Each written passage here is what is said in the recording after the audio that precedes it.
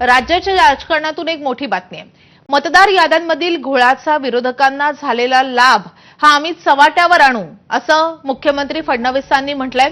काल अनौपचारिक गप्पांमध्ये मुख्यमंत्री फडणवीसांनी हे महत्त्वाचं वक्तव्य म्हटलंय। आत्ताच निवडणुका झाल्यास विरोधकांना पराजयाला सामोरं जाण्याची भीती आहे। मतदार याद्यांमध्ये सुधारणा व्हावी ही माझी भूमिका असल्याचं मुख्यमंत्री म्हणाले। मात्र सगळ्यात महत्त्वाचं म्हणजे मतदार याद्यांमधील घोळाचा लोकसभा निवडणुकीमध्ये विरोधकांना जो लाभ झालेला आहे तर त्यामागचं सत्य आम्ही चव्हाट्यावर आणू असं मुख्यमंत्री फडणवीस म्हणाले।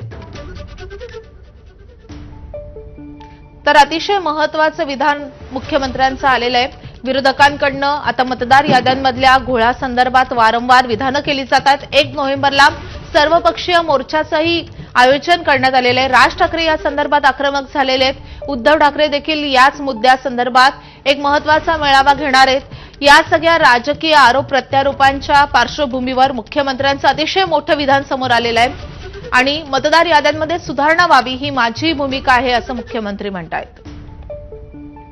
या संदर्भात अधिक अपडेट देण्यासाठी आपले प्रतिनिधी राजू सुनावणे आपल्या सोबत आहेत। राजू, मुख्यमंत्र्यांनी या अनौपचारिक गप्पांमध्ये नेमकं काय म्हटलेलं आहे? विरोधकांच्या बाबतीत मुख्यमंत्र्यांचं काय म्हणणं आहे? सगळ्यात महत्त्वाचं म्हणजे मतदार याद्यांमधील घोळाचा विरोधकांना कसा लाभ झालाय चव्हाट्यावर आणू असं मुख्यमंत्री म्हणतायत। माधवी, आपण पाहतोय की विरोधकांनी जे आहे ते 2 दिवस निवडणूक मुख्य अधिकाऱ्यांची भेट घेतलेली होती आणि त्यामध्ये मतदार याद्या कशा बोगस आहे, घोळ झालेला आहे, कशा डुप्लिकेट आहे असं वारंवार सांगण्याचा प्रयत्न केलेला होता। आणि त्यानंतर आपण पाहतोय का काल मुख्यमंत्री पत्रकारांशी अनौपचारिक गप्पा मारताना त्यांनी जे आहे ते म्हटलेलं आहे की आता विरोधक बोलत आहे, मात्र याच्या आधी लोकसभा निवडणुकीमध्ये जे काही आपण पाहतोय की निवडणुका झाल्या त्या निवडणुकांमध्ये कशा प्रकारे जे आहे ते सत्ता विरोधकांना फायदा झाला, लोकसभेमध्ये कसा त्यांनी फायदा करून घेतला याचं सुद्धा आम्ही समोर आणू।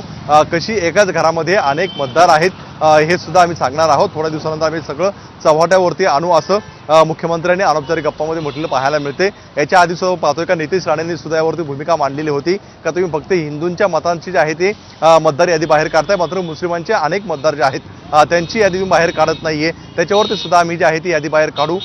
किरीट सोमय्या आमचे नेते जे आहे यावरती काम करत असं नितेश राणेंनी सुद्धा म्हटलेलं होतं। त्यामुळे भाजपचं एकूण जर पाहिलं तर पुढच्या काही दिवसांमध्ये संपूर्णपणे विरोधकांनी जे केलेले आरोप आहेत त्या आरोपांना उत्तर देण्याची तयारी जी आहे ती सुरू केलेली आहे। जसं विरोधकांनी अनेक मतदार याद्या बाहेर काढल्या आहे की एकाच घरामध्ये किती नावं आहेत, त्याचप्रमाणे अनेक मतदारांची अनेक ठिकाणी नावं आहेत, अनेक ठिकाणी मतदान केलेलं आहे, त्याचप्रमाणे भाजप सुद्धा काही याद्या काढणार आहेत आणि त्या याद्यांच्या माध्यमातून कुठतरी विरोधकांना महाविकास आघाडीच्या नेत्यांना सुद्धा टार्गेट करताना पाहायला मिळणार आहे। आणि याचा फायदा लोकसभेमध्ये कसा घेतला, एकाच मतदारसंघामध्ये अनेकांनी कसं बोगस मतदान केलं याच्यावरती जे आहे ते आता भाजप काम करत असताना पाहायला मिळते। त्यामुळे येत्या काळामध्ये हा मोठा संघर्ष जो आहे तो मोडताना पाहायला मिळणार आहे।